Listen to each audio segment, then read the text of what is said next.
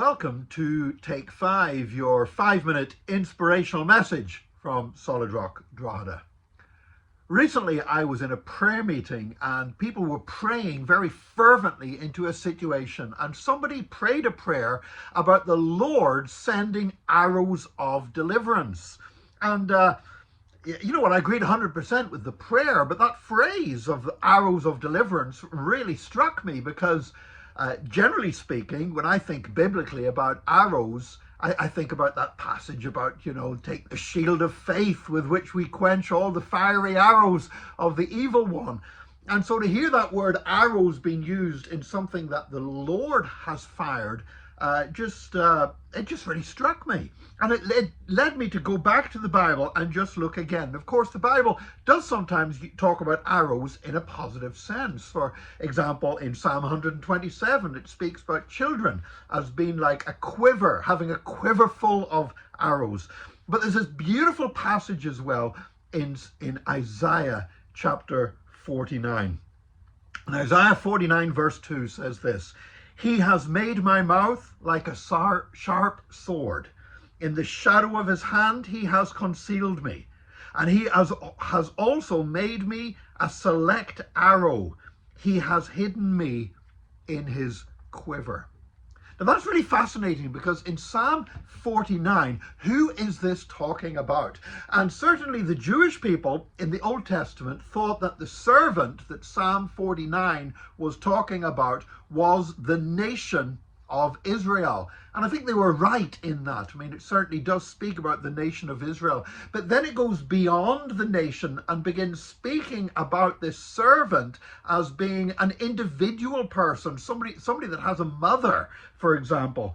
And it rapidly becomes clear to us as we look at the New Testament and the way that Isaiah 49 is quoted in the New Testament, that the servant is Israel, but the whole personification of Israel, the person whom Israel was all leading up to, is Jesus, the incarnate Son of God. So, for example, he has made my mouth like a sharp sword. But in the book of Revelation, Jesus is shown as a sharp two-edged sword coming forth from his mouth. And so this idea that Jesus, as the chosen servant of the Lord, the one that all of Israel's history was building up to, is described as being a select arrow. And I love that phrase, a select arrow, because we're talking about a time whenever arrows were produced individually. And the fletcher, the person who makes arrows, would basically try to get the best bits of wood to create the shaft of the arrow and put in the feathers and the point and everything else. And so arrows were not mass produced. They were not identical. Some arrows were better than others. You would have some arrows in your quiver that would just, anytime you wanted to fire off an arrow, you would fire them off. But then you would have an arrow that was a select arrow. This was an arrow that was perfectly shaped and perfectly formed, so that you knew when you fired that arrow from your bow, it would fly straight and true. And you kept that arrow for when you really needed it, for when you really had that one shot, that life or death would depend upon that one arrow that you fired, achieving the purpose for which you sent it forth.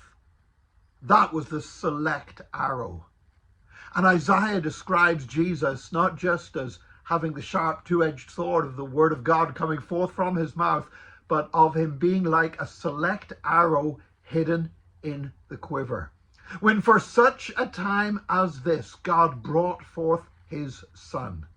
When in the fullness of time, God brought forth his Son, born of a woman, to bring salvation to the world. Jesus was the select arrow, the one chosen to achieve the work of salvation, the one chosen to go straight and true to the heart of the matter.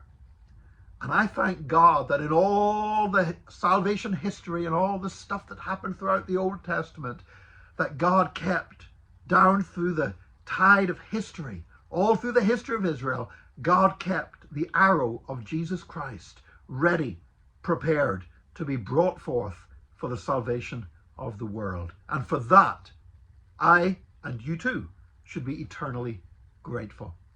God bless you today. Join us again tomorrow for another Take 5, your 5-minute inspirational message from Solid Rock Drogheda.